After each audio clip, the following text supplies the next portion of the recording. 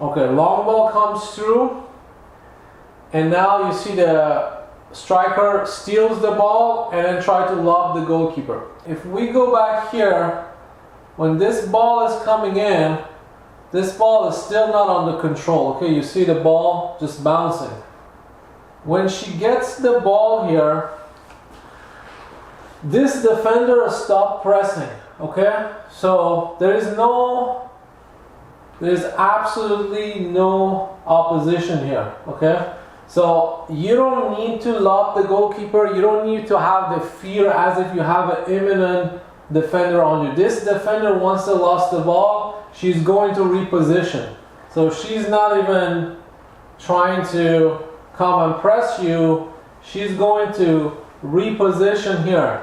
So here, instead of trying to lob the goalkeeper, all you need to do is just let the ball go to the ground, or put your feet on the ball, and then you can maybe pretend you're going to shoot. You just do a body projection, and then you spin and you enter. Okay, so you feed the goalkeeper a body projection toward the goalkeeper, and then you spin with the ball and you run away here. Okay, so you have all these options that you can explore. You want to play it a little bit fancier and technical, send the curve ball toward the post right here. No goalkeeper can catch a ball like this. Okay, if you know how to do a exterior, which is a outside of your foot curve ball, let's say in this situation she's a right-footed, so if she knows how to do a curve ball from the inside, she would send it to that post. From the outside, you can send it to that post. That's a little bit of a harder move to pull off. If you look up Ricardo Quaresma, he is a master of this type of ball. He knows how to like curve them. He practiced them a lot. So you see a lot of people that can curve the ball on set pieces, but it's a little bit harder. It's much harder than doing a outside curve of the ball with your feet when your ball is in movement. Okay, so a lot of people, not a lot of people, but some people can do it when the ball is sitting. I think of Roberto Carlos. You know, I think he scored a goal like this against France on a set piece. But on a moving ball, really rare players, technical players that can pull it off. And one of them, his name is Ricardo Quaresma. So if you watch some of his highlights, you see how he curved it. So you have a possibility of faking a shot and then dribbling the goalkeeper. You can just straight accelerate in that area, and just you're gonna have a wide enough space to shoot into the empty goal. But the worst thing that you can do here is to lob the goalkeeper, because it's a ball that is in movement and is still bouncing a little bit. So it's at the end of its bounce. It's about to basically lay on the ground, but it still has some momentum.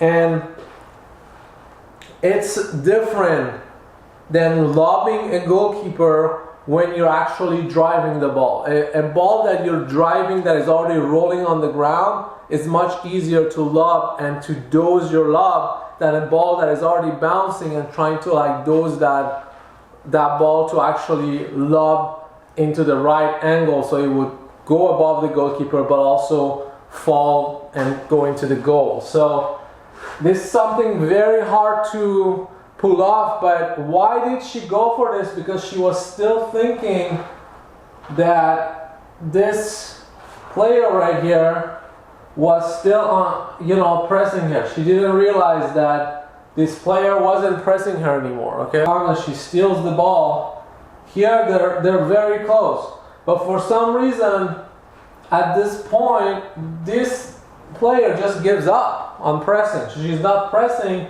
She is free. She can move easily. There's really no reason to go for a fancy lob on a bouncing ball. You can fake a shot, take a curveball. You gotta pull this stuff fast. You gotta know how to do it. Have it ready to fire, and do it in the drills, in the training, so it becomes second nature. So when you're facing a goalkeeper is rushing into you, you don't pull out something like this that reduces your chance to score. You actually go for things that are, you know, they have like 80-90% chance of success in scoring.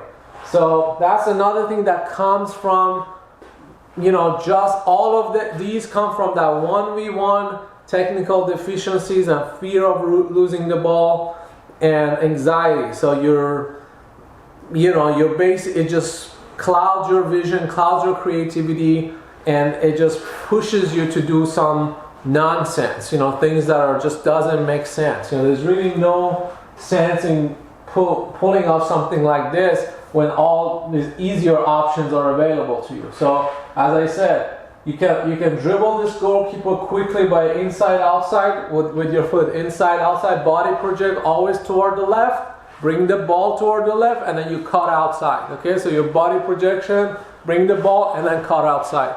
So inside outside, or simple fake shot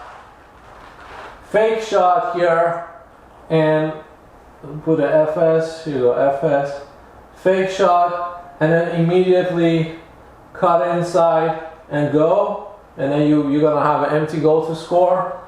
Or from here, you just curve the ball, you can open a little bit for yourself an angle, just you cut a little bit outside for like 3 inch, and then you curve your ball toward the far post. Or you can also go for outside of your foot curve ball from that direction, which is a harder, I'll put an edge, is a harder move to pull. Okay, so, but all of that would have way more chances than trying to lob the goalkeeper on a ball that you haven't even taken under control yet. So it's another example of trying to do too much and then missing on real opportunities.